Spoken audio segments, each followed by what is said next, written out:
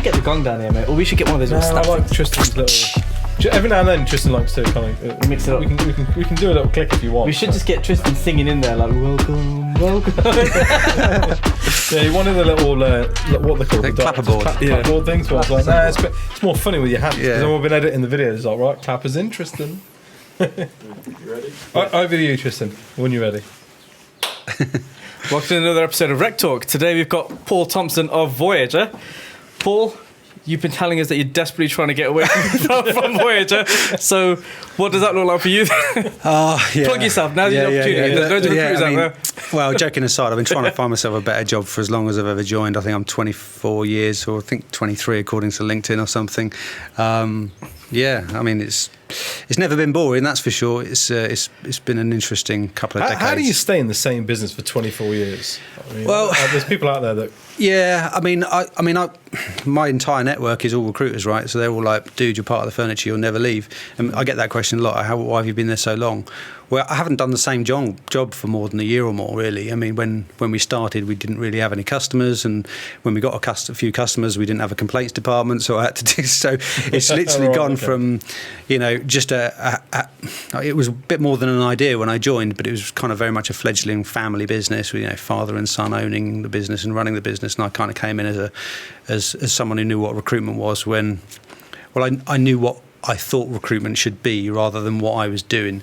I think 24 years. Because you ran your own business before, recruitment business before that, right? Well, I think I like to think I ran the business. The reality was I ran my own desk for a man who took all the commission that I didn't get to keep myself. So you ran your own business. I ran my own business. Yeah, we try and tell our guys upstairs exactly that. Your desk is your desk, but I ran my business, desk. Right? Yeah. So I made the introductions. I found the candidates. I found the clients. I made the matches. I was running my own little dating agency. That's how I saw it. Yeah. And back in the day when it was easy to do recruitment and look good. That's a nicer way than what we get called sometimes. Yeah, we got called people pimps once. People pimps. Yeah. Client a few years back now. This is in our Michael Page days, wasn't it? Went out to see a client. She was nice enough. We had a good laugh, and that was why we didn't take it so personally. Just nice enough.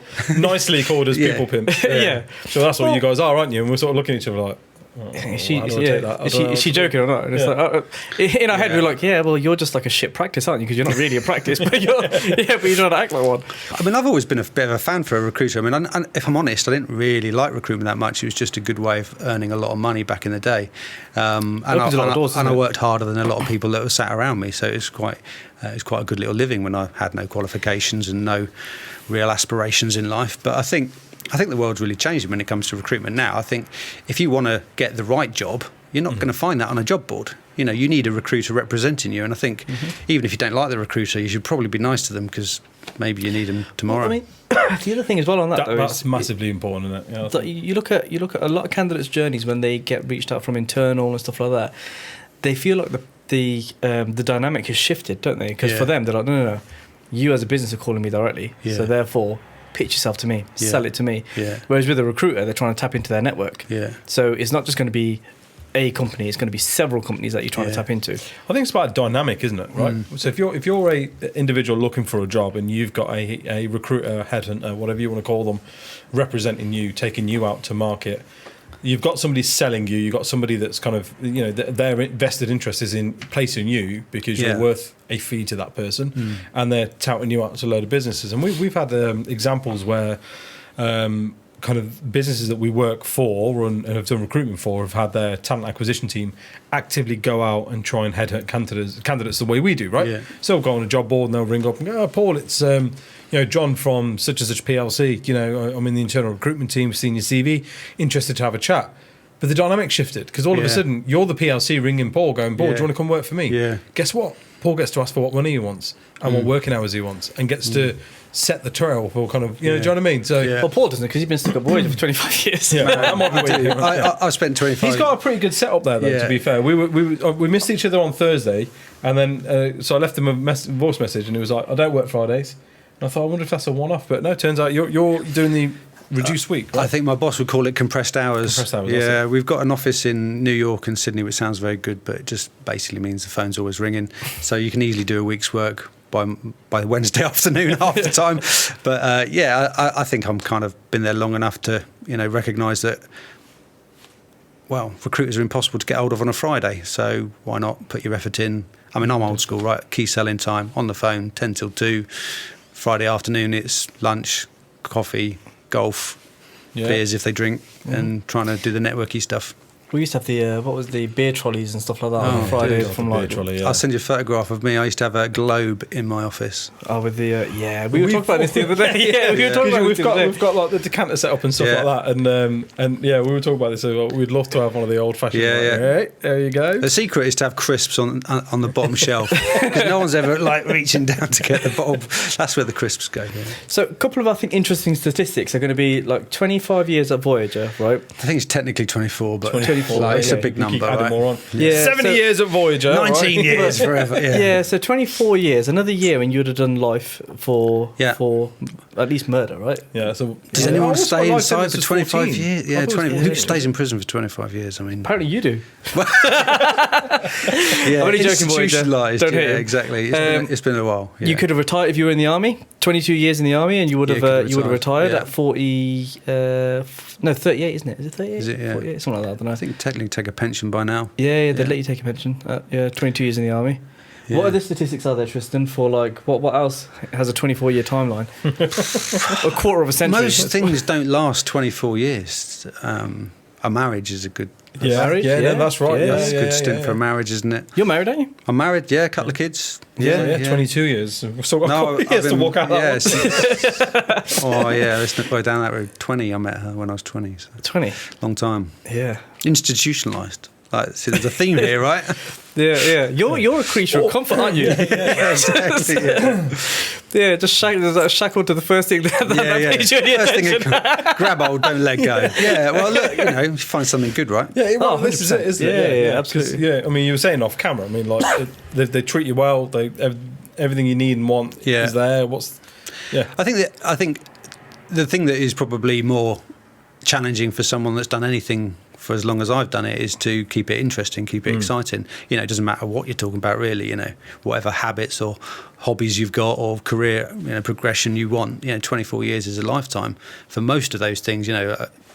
So yeah, I think keeping it interesting is part of the challenge. I think, and look, what technology has lasted 24 years. I mean, even the Voyager name, it's just ultimately just a name now. It's the technology is completely I mean, we don't even have version. I mean, do you know what version of Facebook you're on? I don't know what version of Voyager we're on. No idea. It's just Facebook, That's a good right? point, isn't it? Yeah. We dropped having numbers years ago. Old Zuckerberg, bless him, he recognised that telling people there's a new version coming out to keep them excited. You've got to give That's them a very version straight Microsoft away. thing to do. Yeah, wasn't it? exactly. There's no version numbers. Except when they brought out XP. Microsoft XP. Yeah. God, yeah. That was the really shit 2000 version, wasn't it? Well, no. XP stayed for how many years? Tristan was XP on machines for? Which I was it was the 98, longest and lasting operating system of all time. Wasn't it the last one that you could actually just copy off a bloke with a memory stick as well? Yeah. I think that was one of the. No, you can still do that with these. Can you? Yeah. That's why You search for Microsoft Windows Pro keys. You still and get there's a ton of them. It takes about 15, 20 tries, but you get there. You'll get there in the end. Yeah, it was XP, wasn't it? Yeah, because that was the shit one. 98 was the one that was like, oh, fucking hell, 98 is the one. Yeah, Windows 98 was the one we had in school. And then, XP was like big boy. 2001 through to, I think, 2014, something. Justin, you were supposed to be finding the answer out. And he's got it there, look. 2019. 2001. Yeah, ended. So, extended support ended in 2014. And then it got a bunch of security updates in 2019. That's right, yeah. But 2014, the longest serving... not as long as you in terms of your time. Dude, I still use Microsoft Paint. You still got that? That's amazing. I'm just going to put Nitin is an absolute genius on Microsoft Paint. Like what he can do on Paint. It's not so good for face swap though, right? You try doing that on Microsoft Paint. He's done it. Have you? Oh yeah, I like to play. Oh yeah, I'd spend a lot of. Do you know that guy on Facebook, Jim will paint it, or Jim? Yeah, yeah. I'm kind of sometimes on a par with that. Oh right, good. No, yeah. I'll see something stupid. I'm just like, I'm upskilling me. More often than not, if any of us have an idea, or something like that, Nick, can you put this onto Paint? And he's like, give me 10 minutes. Yeah. So I was messing around, and the finished product is always amazing. Yeah, that's it. So what have Voyager done to keep you excited then? I mean, you're saying that you've never really done the same thing for too long, have you? Yeah, I mean, I think for me it's more the sort of the audience never really stays the same. I mean, we call it recruitment software, but what is that these days? Back in the day, it was a place to dump some data if you could be bothered. At best, you might copy a few CVs into it. Normally perm agencies that had the money, so they're the ones that we would go and play the golf and do the deals with. But now it's all about temps and compliance and availability planning. And then we opened an Australian office, and we pushed it out to the US. So, and then we had got lots of customers, so we had complaints to deal with. So we sorted that out. I mean, it's just, it keeps you busy. It's a blur, but it's never really got boring. I think we've kind of got pretty good at holding on to customers when they're happy. It's way easier to keep a customer happy than it is to get a new one. If there's a trend in the market and you've got a few thousand users who go, what you're doing with AI, or what you're doing with online timesheets, or what you're doing with apps, you've got a customer base there ready, looking for a product who want to use it. So. We joke that I've been here for 2 decades or more, but 2.5 decades. 2.5 decades. God, don't. But it generally, it's never really been that boring. It's there's always a drama. I mean, COVID. I mean, how can you be bored during the COVID period? Like 3 or 4 years, right? Everyone works from home. Well, half the market had servers back in the day. We still that back wouldn't then. have worked back then, would it? When that COVID pandemic and you've got to work from home. I can't work from home, can't access my email, haven't got a work mobile. Wow, that absolutely transformed things. We had more startups in the pandemic than we did in any period of time. It's funny you said that. We had Paul from Zodec on, and he was saying, during the number of inquiries that they had come through went through the roof. Yeah, because they were good recruiters that were just either being told go and sit at home and wait until this blows over, or they all got let go for ages, didn't they? Yeah, or they got a load let go. of the big That's right, firms were like, look, sorry guys, but you got to go. And then there was like a mass exodus of recruitment businesses, like the big ones as well that you could think of. I'm not going to name names because we'll probably have some sort of cease and desist. But the big boys released so many of them, and all of a sudden there was an influx of like hundreds of recruiters out on the market. Well, there's some very well-known recruitment brands, global brands that had laid off, in the thousands. Prematurely as well. Massively. Classic recruitment consultant mentality, knee-jerk reaction, like it's going to be a bad quarter, out you go. Yeah. But I think a lot of the people who had, if you're good in recruitment now, you've probably done it for a few years, you've probably got your book of contacts, you probably thought this won't last forever, it will just blow over. So I think, like you alluded to, I think wrongly, a lot of the big agencies not only laid people off prematurely, but with a big redundancy after an extended furlough period. And these people were going, I've never had the relaxation of not having to bill and getting paid. And then Voyager, whoever you choose as your favourite CRM, less than 100 quid a month, bosh, they've set up an agency in the evenings and they're off. So, and there's virtually no barrier to setting up a recruitment agency, as we know. So if it's cash flow and contacts you need, well, thank you very much, pandemic. That's exactly what it was. Well, this is exactly it. And I think the problem you've got as well, though, is in the same way that created a lot of startups, I think the pandemic also moved a lot of people away from recruitment. Yeah.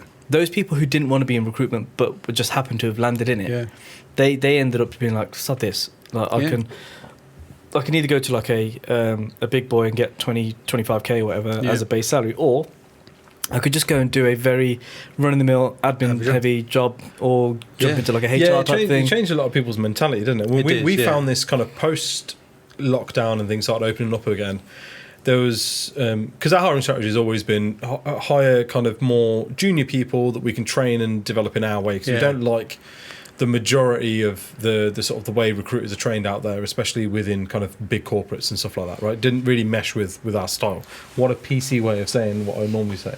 I'm proud of myself for that. That was you've evolved, that was good. Yeah. And I didn't swear either. Right, so anyway, fuck the big boys. What we found though was that there was a bunch of people that were just sort of like, listen, I'm used to now just not really doing much, or living a very reduced, relaxed lifestyle. I'm used to 80% of my income. Yeah, and do you know what I mean? And actually, lease car's gone. This is it. I've cut back on all my expenses and stuff. Yeah. Where I needed 25-30k as a base salary, I don't need that anymore. I can do a part-time job, and my work-life balance means more to me now. My mental health means more to me now. Yeah. It changed more than just kind of like the working dynamic. Do you know what I mean? A lot of people come out the other side thinking, hang on a minute. We had some really interesting conversations. We obviously have a board meeting every month, and we'd talk about topics and trends. And like the world was on fire for a while, wasn't it? It's like, oh my god, what is going wrong? Is this ever going to be normal? And you're like, well, we're selling recruitment software, so is this good for jobs? Is it bad for jobs? And we were like, I didn't actually know. That's really interesting actually, because there was a very kind of blurred moral line as well in terms of people thinking, are you profiteering from COVID, or if you are seen to be making any kind of profit from COVID, are you? And you weren't a government, a government official. Yeah, you weren't a landlord. You weren't a pub landlord who just happened to be in the PPE market. But a lot of people were sort of, there was a lot of uneasiness, weren't there, about like, well, I don't know if I should be making this much money on it, or I don't know if I should be kind of making a profit where everybody else is struggling. Should we be struggling together? And there was sort of like, I mean, we did it. We were at that point where we were like, look, we're in it was just the two of us at the time. We'd only just made our first hire in Feb. Right. In March, we were in lockdown. So me and him were sat there scratching our head thinking, mate, this guy's got kids. He's got a family. Like, what are we going to do? And that office you did think you'd grow into, you never grew into, right? Yeah. That's it. Yeah, and we were like, shit, what are we going to do? And then we ended up, luckily, like the furlough thing came out. And we were like, that was a big lifeline. Totally, yeah. Yeah, but then at that point, me and him were talking like pretty much every day on the phone. It was like, and I remember I was working recruitment night shift because my wife was still working.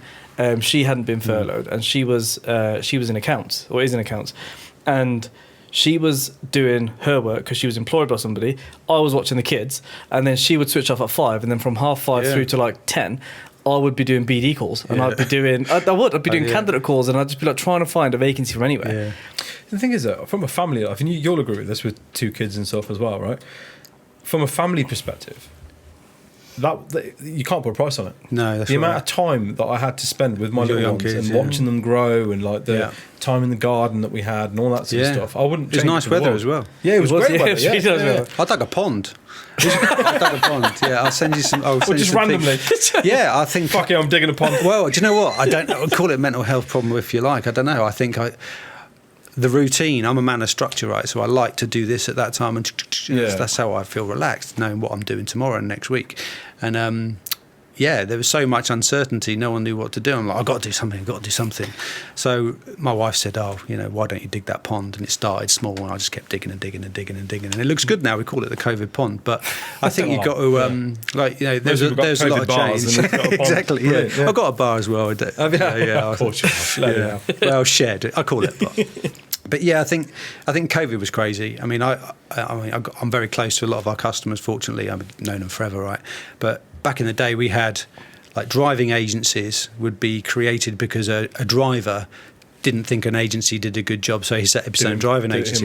So we'd have bus drivers setting up bus driving recruitment companies, and then it was the recruitment consultant who was a bus driver is now going back to being a bus driver. Yeah, remember the HGV drama, 60, 70 grand a year. Like a lot of recruiters are thinking, I place these drivers.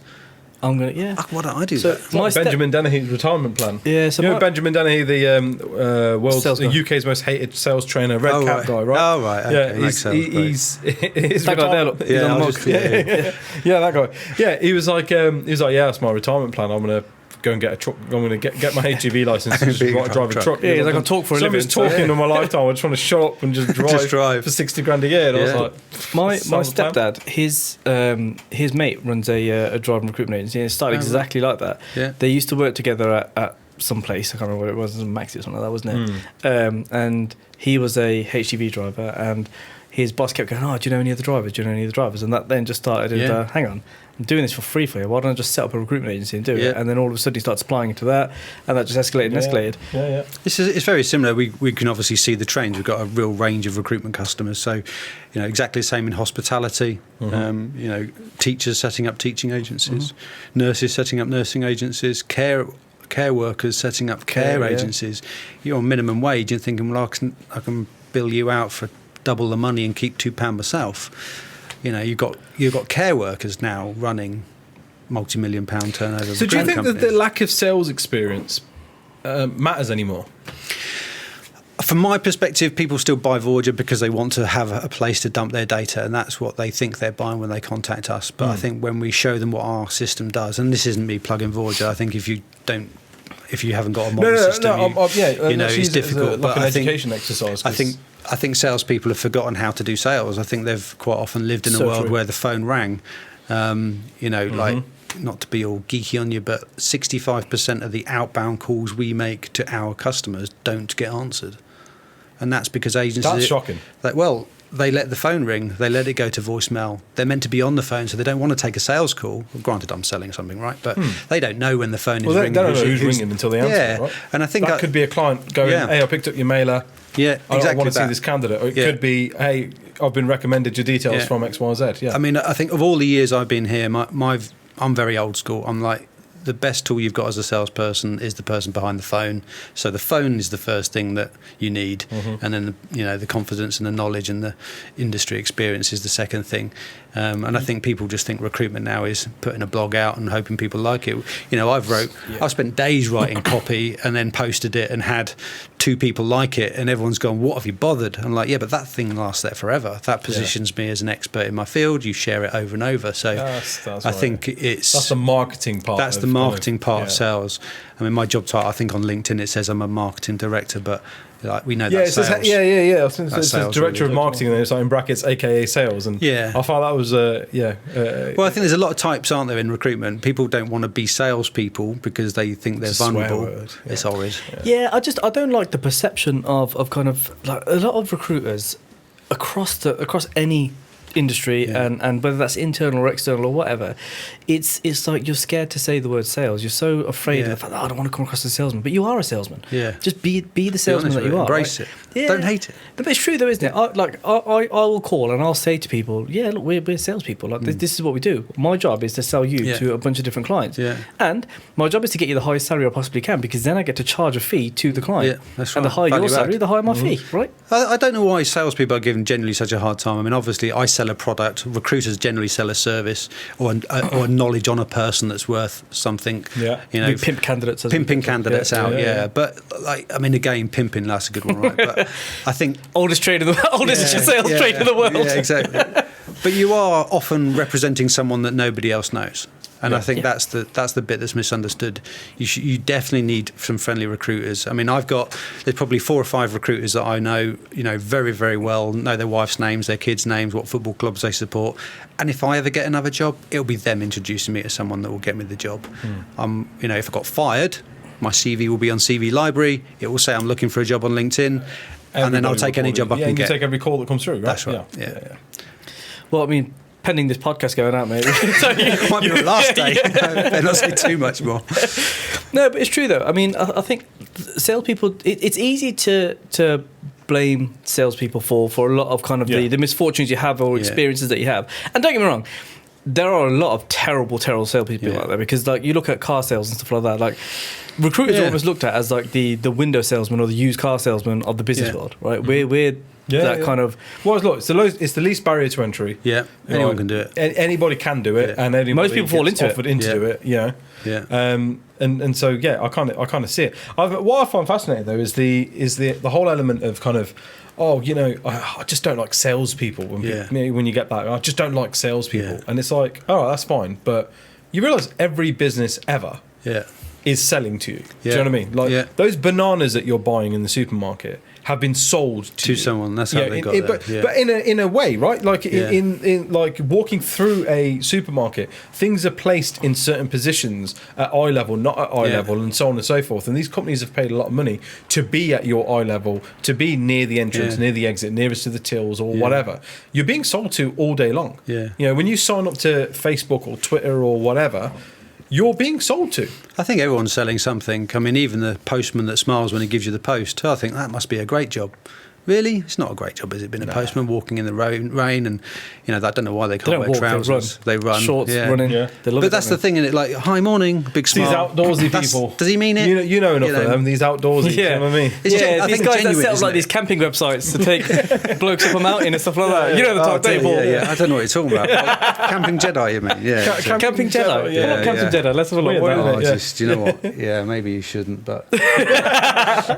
So tell us about Camping Jedi then. So Camping Jedi, it was a good friend of mine, me and Dave. I think we were both going through some interesting times at the time, and he said, I need to get out of the house. He's like, yeah, good idea.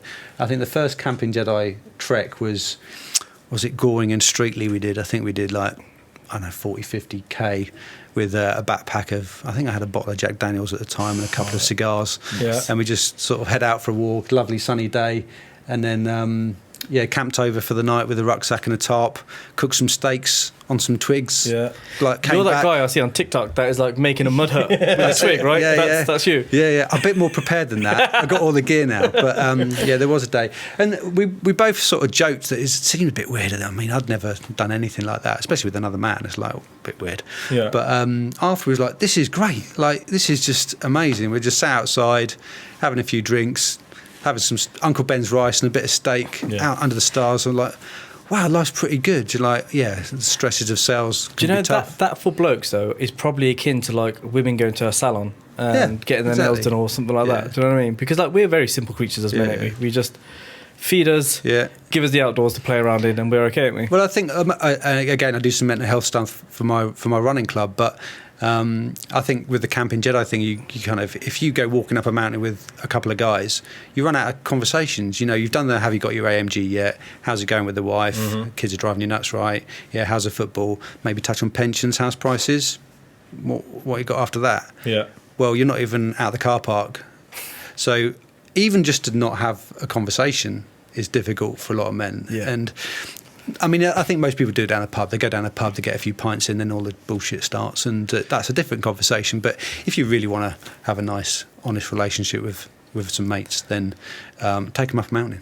Yeah. Get them so tired that they just like honestly they just like shut up, stop talking. It becomes that kind of problem-solving thing, though, doesn't it? Right? Because it's not as straightforward as people think it is and stuff. Like, well, we got up to Lake District quite a lot, and then so for my not my stag do, but like I got married up in the Lake District. So about 2 weeks before the wedding, I took my mates up there. And they were like, "This is fantastic! It's amazing." You know, for my mate's stag do, we bought a house up in Penrith, and I was like, right, well, you know, we've not really planned anything. Why don't we go up there, and then we can go on treks and stuff like that.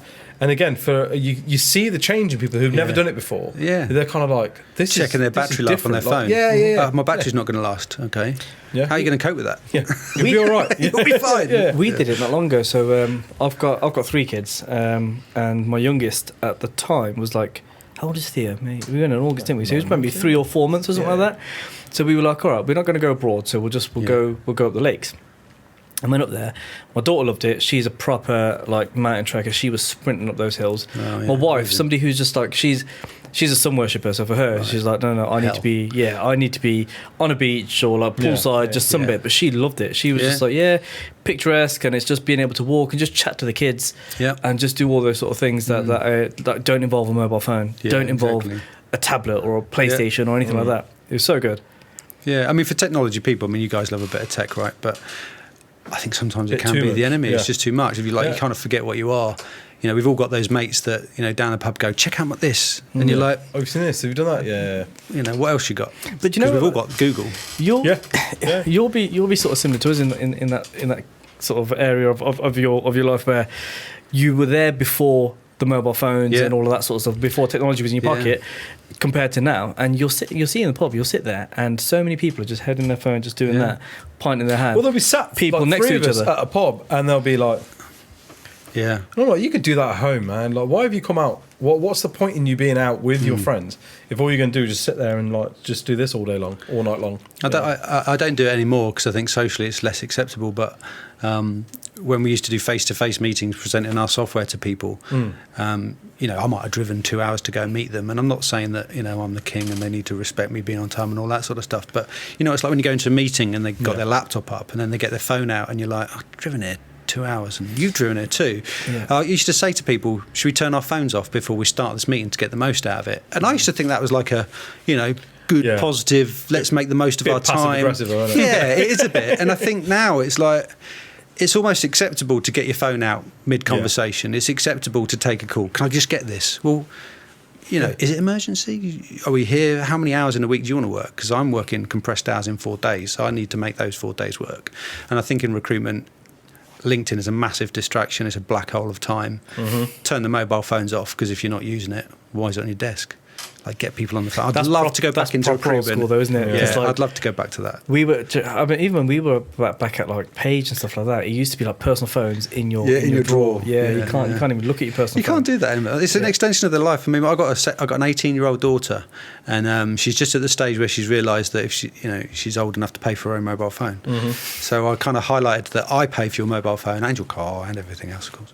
And she's like, "Well, I'll get my own mobile phone." I'm like, because I still got screen time on her phone, and she did 48 hours on her phone in a week. Jesus. Yeah, That's her a life. full-time job. She's at college. She's got overtime. work. Her shifts through waitressing. It's all on Yeah, it. so where have you got 48 hours? Yeah, time? You're very exactly. long. Yeah, exactly. That's a lot. I was talking to my dad the other day, and he was like, so I was feeding my son, and at the same time, I had him on speakerphone. And you know what it's like, you have kids running about shouting, Dad, they only ever want to speak to you when you're on the phone or when you're doing something, right? Yeah. So my dad's like, can't you just phone me when you're free? And I'm like, I've got 3 kids in a business, Dad. Like, where do you think this time is? Yeah. Like, this is, we're not in COVID lockdown anymore where you can just be like, what you up to? How's it going? Yeah, I was like, the time you're getting is in between stuff that I have to do. That's it. Essential. Yeah, exactly. Yeah. You're going to intermittently have my phone, and that's it. You're going to get like 15 minutes at a time. Yeah. But gone are the days of having like a 2-hour phone call with just like.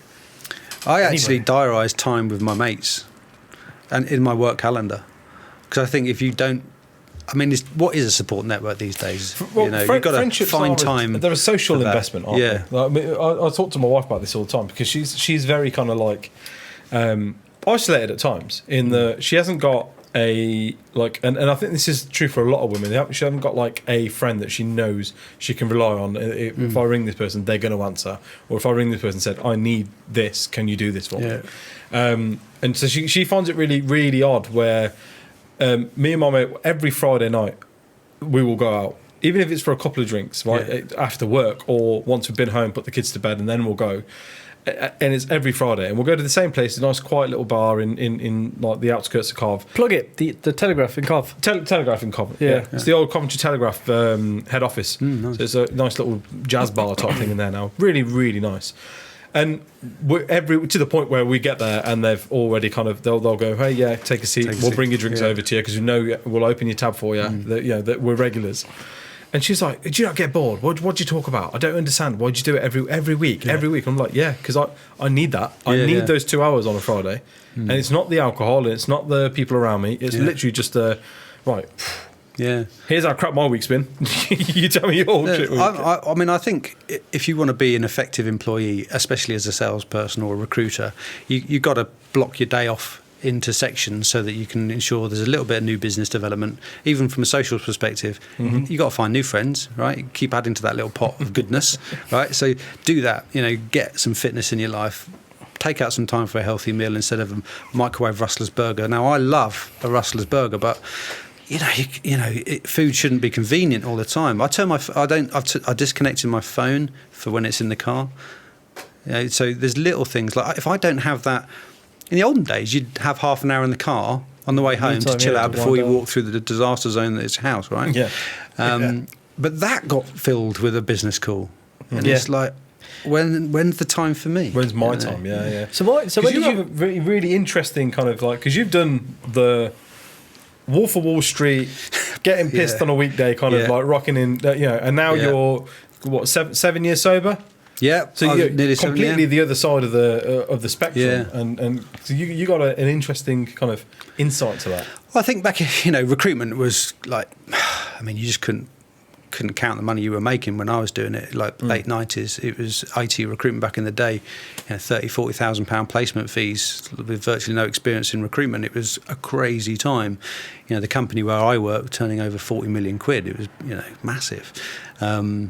People bought cars by phone and they got delivered to the office. It was a fun environment, and I was still living at home. Do you know what I mean? I was like a kid back then, and what do you do when you've got that much money when recruitment is that easy? And I think it was a rock star lifestyle, don't you? It was easy because we worked really hard. Like I was saying to you off camera, was that doing 80, 90 hours a week. I had nothing else in my life. It was just work, money. It was all about the suit and the car and all the ego and the kudos stuff, which, everyone needs that. We all need that. Yeah. Boss to business. Exactly, yeah. And I got nothing to regret about my days in recruitment. But I just think I burnt out a bit quick. I thought this isn't something I could do forever. It's certainly not that conducive with marriage and kids and a long, healthy life. So yeah, look, I loved all the trimmings that a little bit of money gives a young man. But we just spent 20 minutes talking about how we're short of time, and I couldn't live with a hangover. I haven't got time for being drunk. And I miss it. Don't get me wrong. Hangover, really? Well, not the hangover. I mean, I'd love nothing more than to have half a bottle of scotch in front of the telly on a Sunday night. But how am I going to perform on a Monday morning? And how am I going to do my key selling times? So was the decision then to kind of take up sobriety, was that because you were doing it in excess, or was it because you wanted more? I think kind of you have some people that go down the addiction route and they're sort of like, no, I need to stop this because this is becoming too much of a part of my life and damaging things. And then you have others that are just like, no, I just decided one day I don't really fancy it and I'm not really drinking, and then all of a sudden here I am 7 years later. I think lots of people have got a different reason for drinking or not drinking, as the case might be. I mean, it's a bit like, I'm not a vegetarian, but like, how do you know a vegetarian's in the room? Don't worry, they'll fucking tell you, right? It's a bit like that with drinking and drugs and all that sort of stuff. I think for me personally, I just wanted more out of life. I liked life enough to get the most out of it, and I was tired. There's so much more to see than a bottom of a pint glass as well, don't there? Yeah, do you know what I mean? And those drunken ramblings, they're great. I mean, I still go out with my mates who drink, and they don't notice when I go home at 10:30, and they phone me up and go, "How did you get home?" I'm like, "About 4 hours before you." Yeah. So I've not really lost out for not drinking, but I do think it takes a certain level of character and confidence to recognise that I'm enough of a man to not need this anymore. It was a hard transition back in the day, and I think it is quite difficult telling people you're not going to drink anymore because they think there's a problem, and why wouldn't you? Well, this is it, right? Because the original kind of assumption is that you're kind of like, oh, okay, did this become a problem for you? Yeah. Last week in the office, it was like... Well, it's a problem if you're not maximising your life. That's how I see it. I mean, how much healthier is your marriage going to be if you're into cars? Can you drive on a Saturday morning when you've been drinking till 3 in a club? I think it was more of a time thing. I thought I was busy, and I was busy, but I was busy doing stuff that I didn't really value. So I still go out with my mates, I still go clubbing, I still dance on the dance floor, I do all of the things that I did. Really? Even at your age? Yeah, I do, I still go to Reading Festival. Man, I love Reading Festival. Yeah, do you know, if I go to a club now, even looking at a club, and I just see like kids like BB's age, like 18 years old, and you just look at it and think, God, I'm old enough to be a fucking dad. Do you know what? My daughter was 18 on Friday. All right. She went clubbing for the first time Did you go with her? I didn't go with her. I didn't dare go with her. I picked them up and I dropped them off. Oh my goodness. Clubbing is different now. Especially when a 47-year-old walks into the room. But we're at that age now where like you go into a club and you're the oldest person in that club. Oh yeah. Without we're beyond that age. Is he like older or not? We're now at that age where when we were going clubbing, we would look at him and be like, what's he doing here? I had black jeans and a red shirt on, which wasn't a good look, but I wasn't there to go clubbing, right? I just dropped my daughter off, and I think they thought I was security. The other guys had got red t-shirts on and black trousers, and they did. I was just like, I don't fit in this queue. This queue is not a good place for me to be standing. No, well, this is it, and I just like for me, I'm at that point now where it's just like a quiet drink down the social, or a quiet drink at like just a nice quiet coffee bar, cup of tea, nice sandwich in the sun. Yeah, but it all works really, because like, I'm not a big drinker in the sense that I don't religiously go out every Friday to go and have a drink. I mean, I'm one of these. I'm a bit of a binge drinker. If I'm going to go out, I'm just going to go out and get smashed. Get properly done. Yeah. But outside of that, I just, best case scenario, I love like the odd glass of wine or something like that. But nothing beyond that. Because again, I used to be in the army, and we used to drink like fish. Like for us, I did a few years in the TA. That was good fun. Yeah, mate. Honestly, well, you know what it's like. So it's literally just you go to the NAFI straight after work, and the NAFI is the Navy, Army, Air Force institution, which is basically just a pub and a shop. Cheap pub. Yeah. Tenants they used to sell.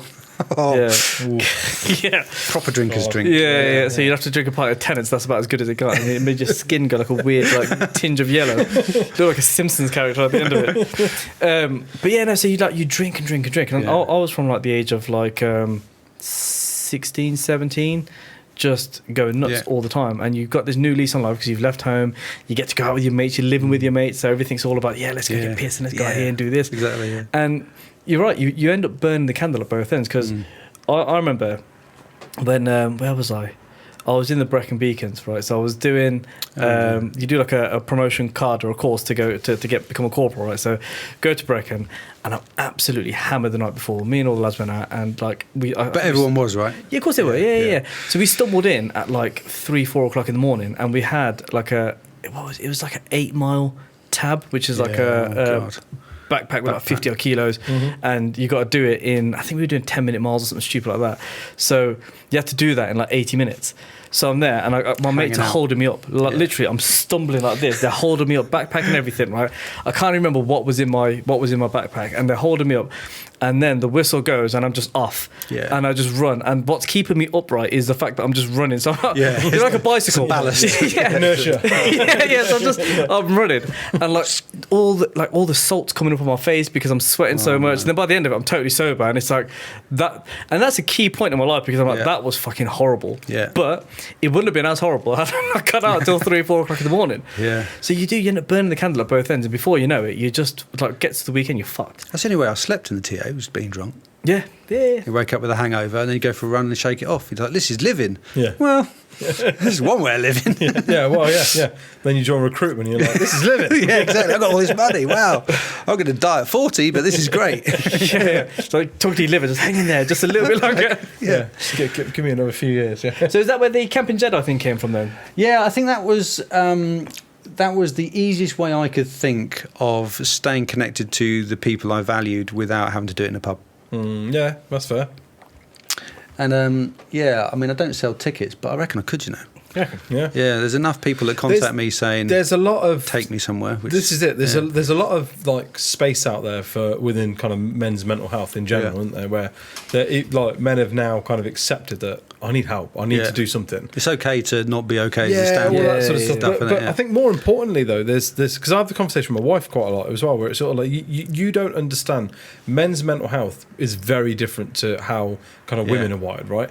And if a man chooses not to say anything about how he is feeling, it's not because he's choosing to keep secrets or he's trying to be difficult or whatever.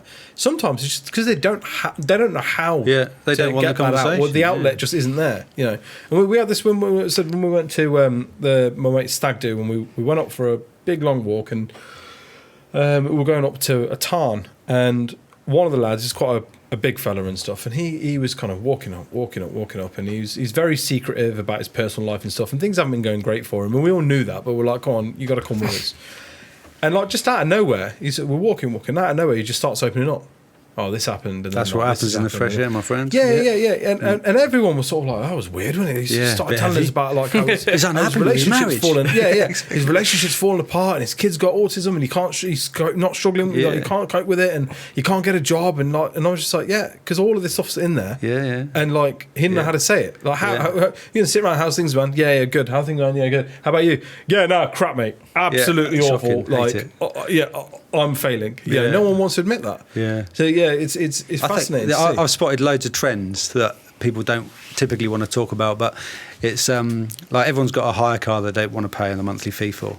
Like everyone's got that car that I got a nice car. Yeah, what's it like? That I don't know if you've ever bought a new car and then like you show your mates and like you showed your 10 mates and then there's no one else to show and you're like, I've got a 50 grand. No, I'm stuck with this now. Everyone feels like that. Everybody feels like that, and I think that there's loads of stuff like that. People come, well, just sell your car.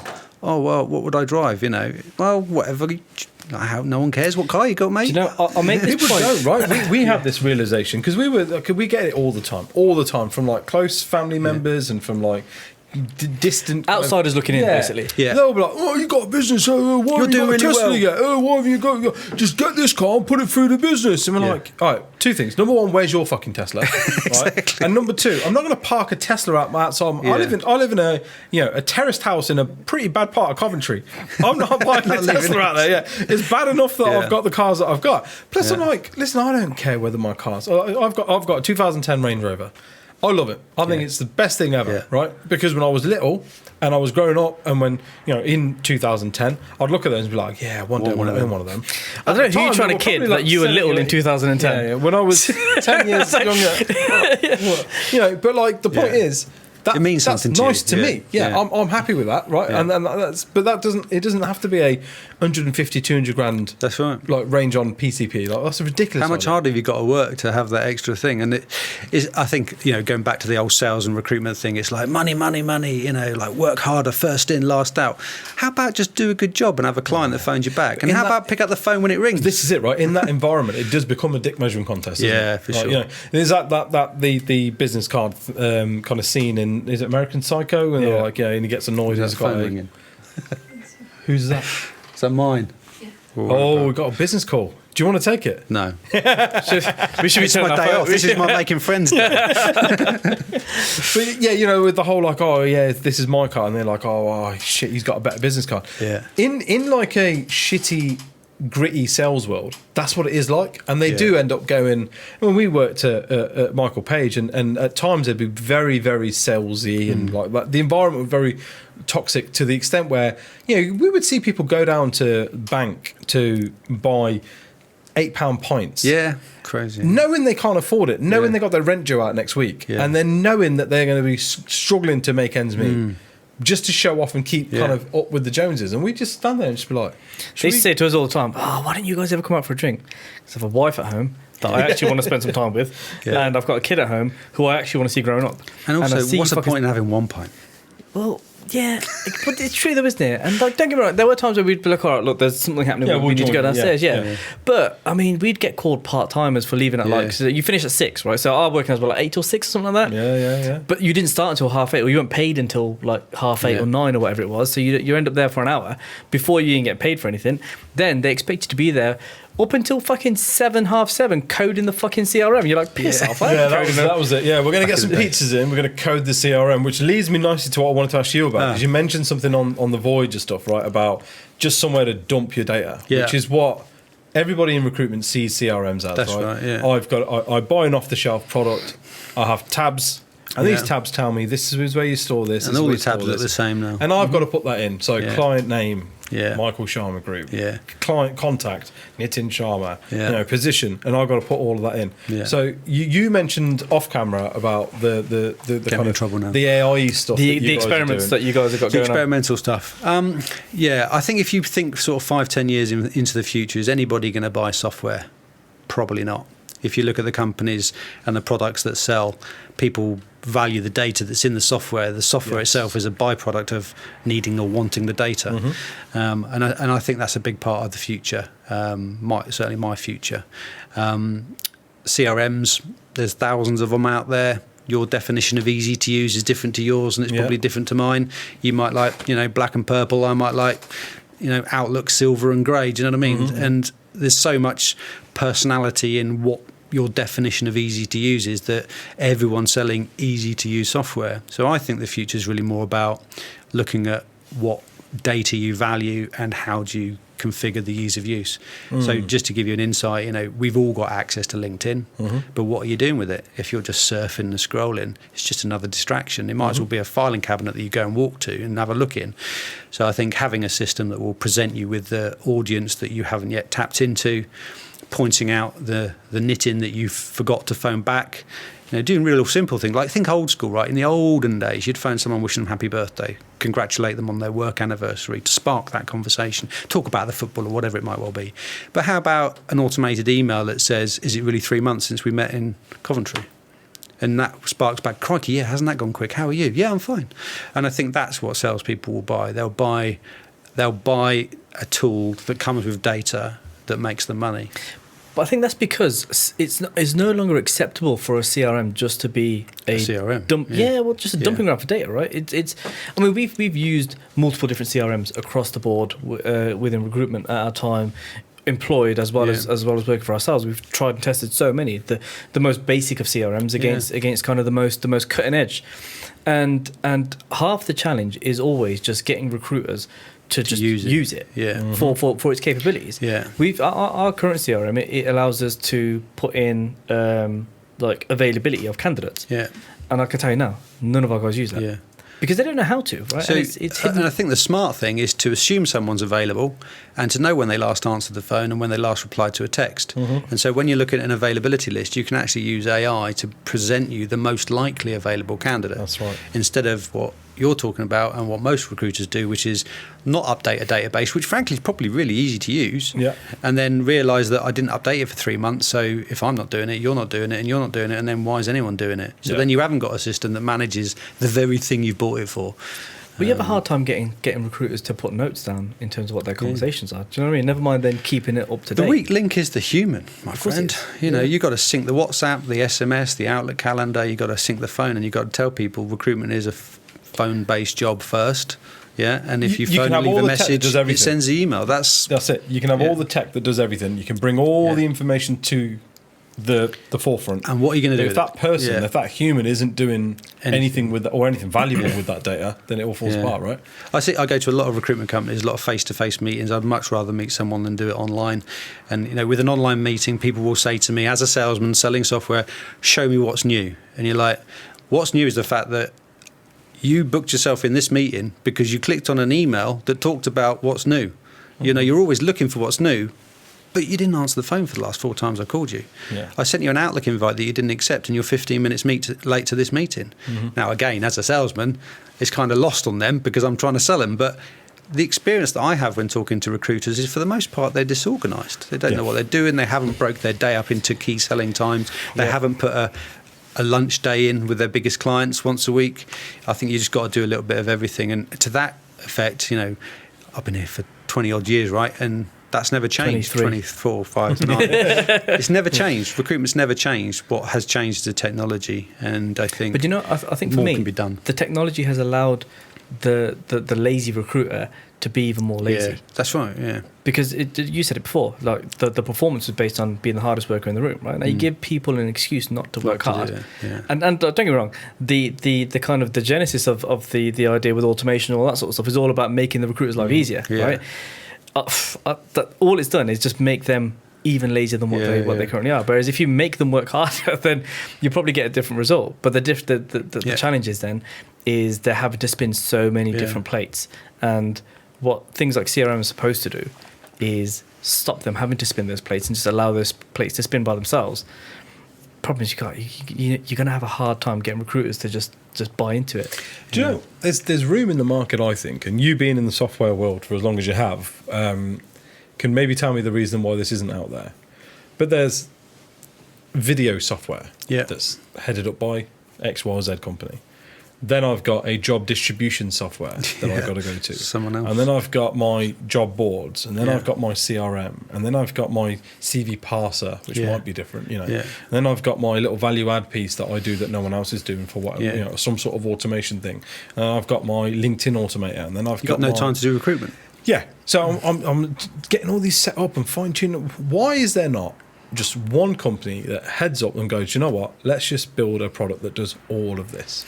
It automates everything, it does everything, every little bit of like subscription that's out there that people are paying 150 for this, 200 a month for that, 75 for that, whack it in one place. I think the challenge is that, virtually every meeting I ever have with someone who's looking for the next bit of technology, it says, I just want something that's really easy to use. Surely everybody wants what I want. And that's the point. What you've just listed is unique to you. It's like pick and mix. Oh, really? Yeah. Okay, interesting. So what we bring are the ingredients, and then you need to decide, are you making a bagel, a cheese sandwich, or a wedding cake? Do you know what I mean?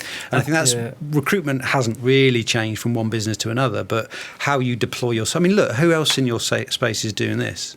No, that's true. This is your sort of spices on top, right? Mm-hmm. And I think you've got to do more to get noticed. You call it that, we call it exit strategy. Ah, got it. Yeah. Building value. Sean, we need more time off the phones. Let's just start doing podcasts. I hate making calls that much. Exactly.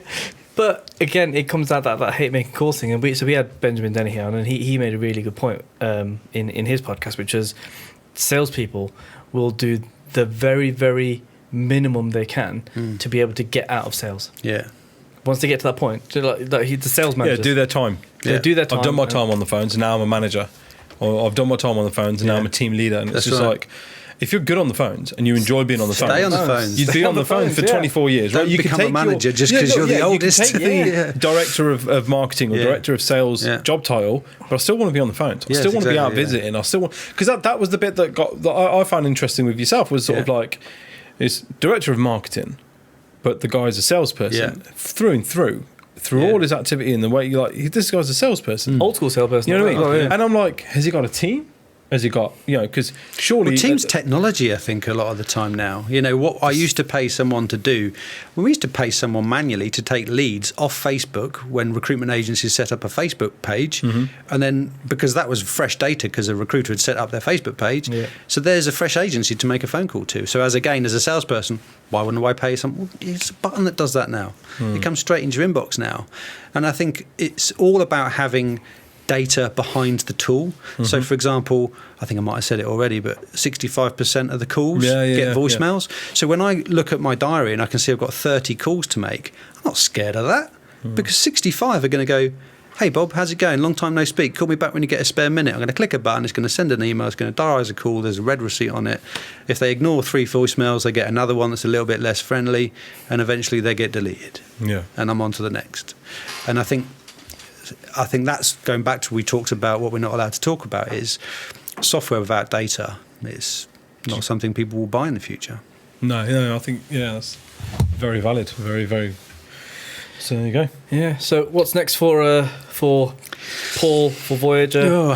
Is there a next for Paul and Voyager? He's got another 24 years to serve. There's got to be some sort of sales marketing agencies out there that can help Paul out. I mean, he's been trying. Yeah, I think, even my CEO will not mind me saying, I've been trying to find a better job ever since I started. But he's been delivering that for you, hasn't he? He's been giving me a job that never gets boring, there's repetition. He didn't say better, though, did he? I haven't found a better job yet. But I think, look, I'm a sales guy, right? So I'm always up for the new exciting thing. But where I am right now, it's a good place to be. Again, if you find or see the next new exciting We'd thing, build it anyway. You'd go and build it, right? You'd go to CEO and go, we need this. Yeah. And the amount of time that you've had there in that business, they value that enough to be like, and I you might be onto something. We've seen lots of little sexy products come and go, and the ideas are great, but they need to deliver and they need to be commercially viable as well. I've had loads of conversations with startup businesses and new tech companies. I think the video interviewing stuff is really exciting. Surprised it hasn't taken off better. It's kind of come and gone real quick. So because the need's gone. Yeah, I mean, but that's what it is. People needed it in we've got during that LinkedIn COVID voice time. notes. You'll soon be doing video interviews on LinkedIn, I am sure. But this is the point, right? Is I think a lot of these video interviewing kind of softwares launched prematurely to address the gap that was existed at that time. that COVID had created, where Teams and Zoom, Zoom shot up and all that sort of stuff. But people have got that fatigue element. I'm fed up of this. I'm fed up of this. They didn't make it easy or automate it enough for people to be like, once I don't have to do this anymore, I'm going to continue to do it because I've seen the success off the back of it. Yeah, they're just like, I don't want to use it now. And I think when you meant, all of those things you listed as you happening, I think if you have a bad month and you look at your costs and what you're paying for, you think, I don't really need that. Don't really need need that. And then what are you left with? Well, your phone, your database, screen, and your contacts and your relationships. Your voice. Basically. I think the smartest thing a recruiter could do would be put time in their calendar to visit their clients, make sure they're tracking their phone calls so they know who's adding value and who isn't. And if you look around the office and you're not the person doing visits, talking to people, having relationships grow, then you're probably administrator, and I'm not sure there's much room for administrators in recruitment these days. Not in the world of AI that we're heading into now. No, that's right. Interesting times ahead. Look, I hate to say it, but I dare say I'll still be here in a year's time. And you got to hit that at least at 25 years. 25. Is it garage clock? I don't know what you get for 25 years. Give you a Rolex at least. Rolex maybe. Yeah, come on. Yeah, give you maybe a month off to do the camping Jedi thing. Yeah, just full-time camping Jedi. Maybe a recruitment retreat up a mountain. I bet there'd be people into that. I bet there'd be people into that. I'd be into that. Do you know, like if you were to do something like a rec fest up a mountain. yeah. Get a bunch of arsehole recruiters. They'd be murdered. Call it Erect Fest. There'd be a flow of blood coming into the river. Maybe there should be. Maybe, do you know what? We've got the Recruitment Agency Expo in a week's time. To the Expo up a mountain. do the expo up a mountain. Are you at the expo? Well, I will be at the expo, shaking hands, meeting people. Excellent. Yeah, I mean, I think the expo is good. There's a kind of one real big expo once a year, isn't there? I mean, they've moved to Excel this time. Time will tell. I mean, who'd have thought this train strike would have been on the day the expo was on? But that'll smart a bit, I dare say. I think they'll probably move dates. But yeah, I'll be there shaking hands, customers old and new. And well, they moved the dates already, didn't they? From this week to next week. Are they train strikes next week as well, then? Isn't it Sunday they just started talking about? Oh, really? Okay. Yeah, trains are more of a down south thing, aren't they? Yeah, exactly. Not too bad up here, is it? We're up north, mate. Midlands based. Our thing is we just jump in a car. Our biggest problem is traffic and the introduction of clean air zones now, isn't it? Oh, God, man. Yeah. But outside of that, we're not really train sort of guys, are we? Although there are strikes today, aren't there? I think it's there were doctor strikes earlier. I don't know. I know the kids are strike. striking. Yeah. The kids are striking. The teachers are striking. Young doctors earn more serving coffee at Starbucks in the hospital than as a doctor. That's a joke. Yeah, I put that on the radio today. It's like, wow, that's crazy. Good time to be a coffee barista, isn't it? Yeah. Do you know, at the moment, statistically speaking, our quality of living is I think it's like the second lowest, or now officially the lowest in all of Europe. Wow. Quality of living. So Poland and Romania rank higher. Blimey. And then they're like, Andrew Tate said that why years are so ago, many mate? people going back to, like, and it's like, well, what do you think? Like, Jesus, what do you think? Yeah. Well, I think as well, look, people get to a certain age, right? And we're all of a certain age now where we've kind of, your kids come along, you want a better life for your kids. Do you start thinking like pension conversations start cropping up? And I think, the living hard and fast thing's fine when you don't think you're going to live forever, but they call it second adolescence, don't they? Yeah. I still feel like I'm growing up as an adult. I still haven't worked out what I want to do long term. Do you know what I mean? It's mad, isn't it? What am I going to be? I don't know. I'm still 47. My mate made this point the other day. It was like, think about when we were like really, really little, and I got kind of youngest memories of our parents, right? We're that age now, and we used to look to our parents and be like, they've got all their shit together. They know what they're doing, and now we're like, now we're that age. Yeah. Do you know what you're doing? I'm like, no idea. That's still blagging. Yeah, that is so scary. Yeah. I think it's funny when you realise that everyone's just a kid. Like you look around, everyone's like 40, 50, 60, and you're like, how's it going? You ask, like, have you got to that stage where you ask your dad for advice and you realise you know more than your dad? Like, there's that sort of, he doesn't know the answer either. Yeah. I don't know either. Yeah. Like, I had an interesting experience last weekend. I was meant to go skiing, but I dislocated my knee mountain biking 3 weeks ago. Still hurts. But I paid for the skiing holiday, so I still went skiing anyway. Didn't ski, but just sat out, enjoyed the coffee and the sunshine, did a few hikes and stuff. Watched everyone else ski, and I sat on the table. It's like a Wagamama type place, and there was two women sat on the table who were skiing as well. And I said, I've only been skiing once. This is my second time. And I was looking for a bit of sympathy about my knee. And she said, you've got plenty of time to ski. I said, well, how old are you? And she was 87. Shit. She's been skiing for 40 years. And she was 47 when she first went skiing. Goodness, and I'm sat there moaning about my bad knee. And she said, she broke a pelvis when she was skiing one year. And you think, I've got a whole 40 years of skiing ahead of me. She'd break a pelvis just getting up too quick. Exactly, The thing is, though, like, you heard of Gary Vaynerchuk, right? He goes on about that. He's like this marketing guy, and he keeps banging on about, like, you don't need to have your shit together by the time you're like 30, 40 years old. Like, this whole concept of you got to go to uni, then you've got to have like this degree, then you've got to be head of this, and then you've got to set in these arbitrary deadlines for yourself in terms of what you need to do. Whereas actually, I mean, look, my thing was, I joined the army at 16. At that point, I was like, I'm a lifer. Like, I'm going to stay here for like 22, 24 years, whatever it was going to be. That didn't pan out. And then it's like you fall into sales. And then we looked at, like, I was in retail. I was working for Phones for You, and I was like, this is me. I'm gonna make a career here. And I'm gonna become like an area director, and I'm gonna do this. And then Phones for You go bust, and it's like, fuck, okay. Then you go into like next, and then next, and then next, and we were in banking, weren't we? We were like, we're gonna. But that's what we were brought up in, though, right? Like, get a serious job, work hard. Exactly. This is what's drilled into us. It come to light to me like about, I was like, remember this time last year, I bumped into a friend of mine who we used to work together at Coventry Building Society, and he joined as like a junior clerk, and he had a law degree, and he was like, I want to work in the legal team.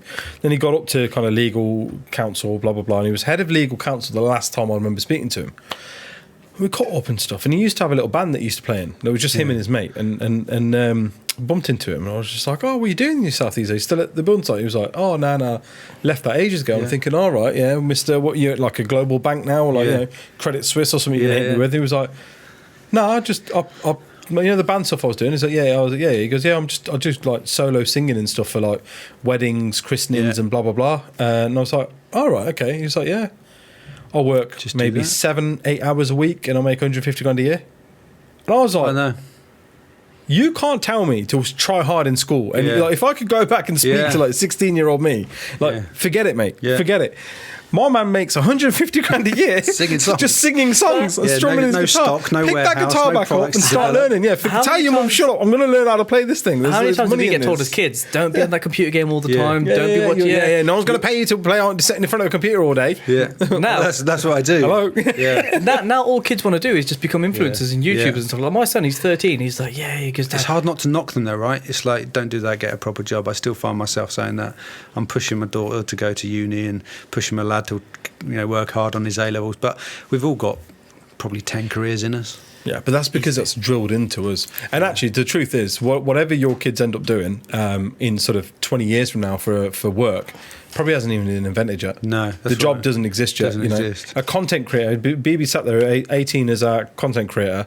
That job didn't exist. No, when she was born, that job didn't exist. 5 years ago, that job probably was in its like inception. You know what I mean? So yeah. Yeah, I think the jobs our kids are going to be doing, we can't even imagine. No, and we can't. Yeah. For this is it. I mean, who if the pandemic has taught us anything, it's like nothing is off the table anymore, is it? That's right. Yeah. Literally nothing is off the table. Like the entire world was just shut down. I'm telling you, mate. Beach hut in Cape Verde. That's the trick. I think there's so many ways to make money now. Yeah. That's the challenge. I kind of fell into recruitment because it was an easy way to make money. There was a demand. It was a dot-com boom. Nobody was willing to make lots of phone calls and put lots of effort in. And if you did, you'd make some money. Mm-hmm. You didn't have to be even mediocre. Everybody was making money. You just needed to do it. Yeah. And I think, my daughter said to me, she said, I can't remember the exact words, but she was suggesting she's going to get a job that nourishes the soul and a job that, rewards her for her life. And I'm like, it's not always like that. You'll get a job if there's a vacancy and if you're good enough to do it. And if you're not good enough, you won't have that job anymore. You've got to get a job. And if you don't get a job, you've got to make a job or make a business. And I think that's the bit that's different.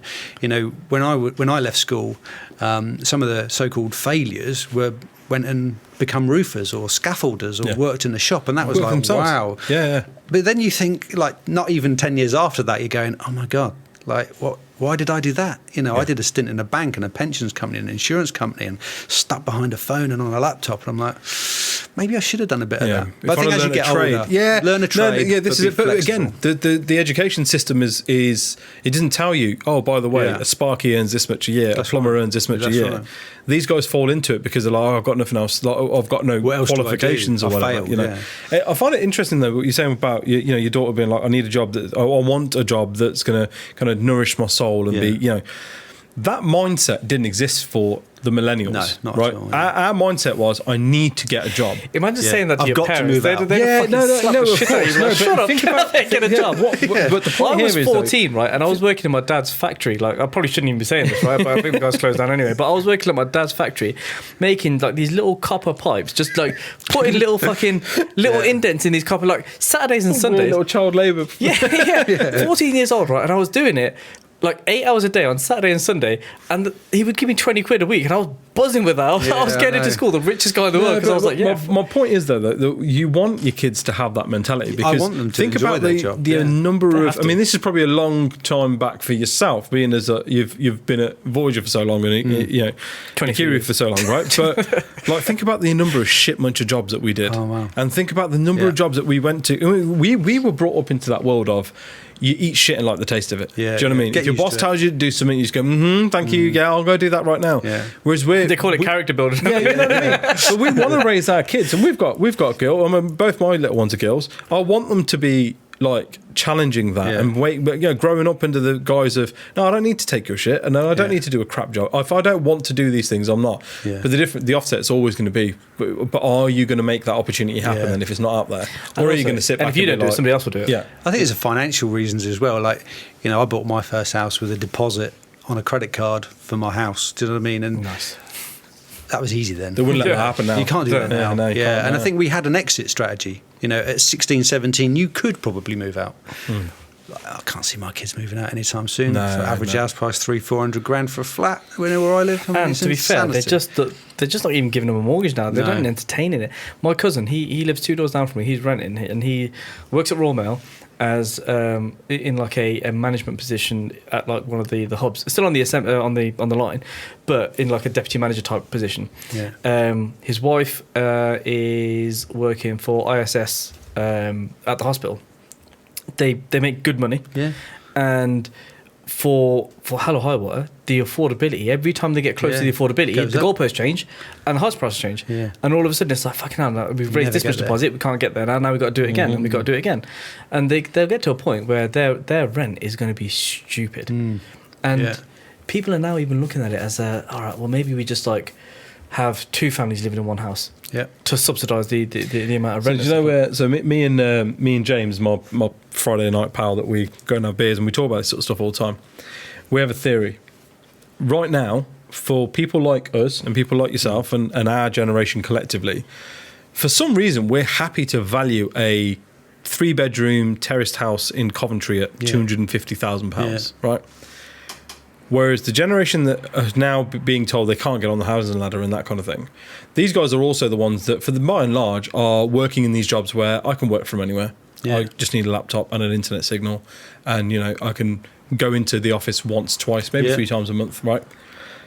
The value of a tiny little island like the UK, Stuck in a house in Coventry. stuck in a tiny little house, a tiny little garden, with at £300,000 versus moving to somewhere like the south of France or Spain or Costa Blanca and that kind of thing. Amsterdam, where super you can popular get for all those places, but which is still relatively travelable in and out, right? But I mean, you can buy travelable. That's a word. If it's not, it is now. Right, you can buy a 6-acre plot of land in the Murcia region of south of Spain for 50 grand. Yeah. 50 grand. And you've got all this land, and you've got that you can basically grow your own shit on as well. Yeah. And have your and have your internet signal, do your work, and then go. Oh, I need to go into the office next week. I'll fly in for 2 days and then come back out to my little haven. It's about time management, isn't it? Yeah, and what's going to happen is these little pockets of what we consider to be paradise. They're going to be worth that's worth 300 grand. Not a tiny 3-bedroom terrace house in the middle of Coventry. The aspirational house that offers security is now like a prison block, isn't it? Yeah, you've made it so unachievable that they don't want it anymore, and now they're looking out. And it always reminds me of that guy that used to work for Reed that we used to get calls from. And Dan or whatever, I think it was Dan. He used to live in Barcelona. Wow. He was like, "What's the weather like Who's today winning? in Coventry?" He's winning. Yeah, he would go. I'm a £60 flight away, right? Yeah. My boss wants to see me. I can get on a flight at 9 o'clock. Yeah. I can be in the office for 12, and I can be back home in Barcelona for the evening. Our customers are all over. It's difficult to even track where our customers are. What with every bit of software being cloud-based these days, like you say, laptop, Wi-Fi. I mean, I'm surprised there aren't more recruiters out there, really. Like, genuinely. Like, you don't have to go into an office now. The days of walking down the high street with a CV to get a job, that's gone. No. Who looks at adverts? Well, only when you haven't got a job. Yeah.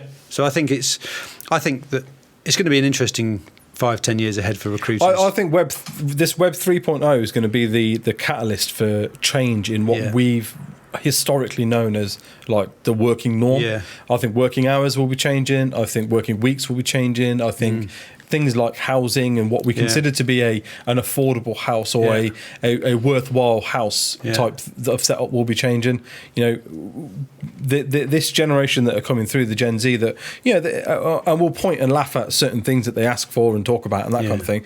They're going to be the catalyst for a lot of this drive, where people are currently, as I said, sat on like our parents. I bought my house for £10,000. It's worth £500,000. I just don't know how. Well, it won't be. I'm sorry, but it won't be, because nobody wants to live there anymore.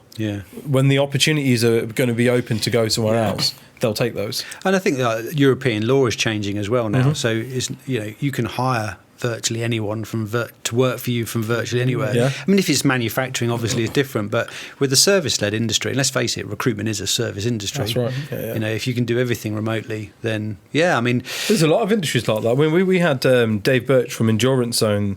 He used to be in recruitment, moved out into this offers and membership platform in the sports network.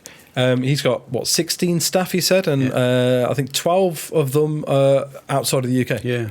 He was just like, they're just the best people that we could hire, that we could afford, and they're all outside of the UK. The other thing as well, and again, I don't see myself going into recruitment anytime soon again. It was hard enough getting out of it.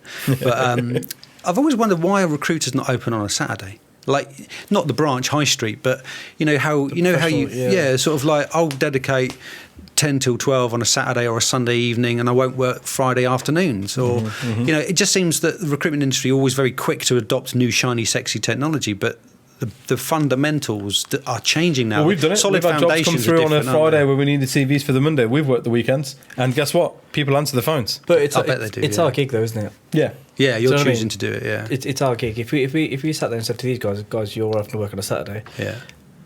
I mean, I know for a fact if we would have got told at Page, I mean, we wouldn't even stay past 6:05. You know what I mean? But if we got told at Page to work on a weekend, we'd have told. But that's why every agency is small.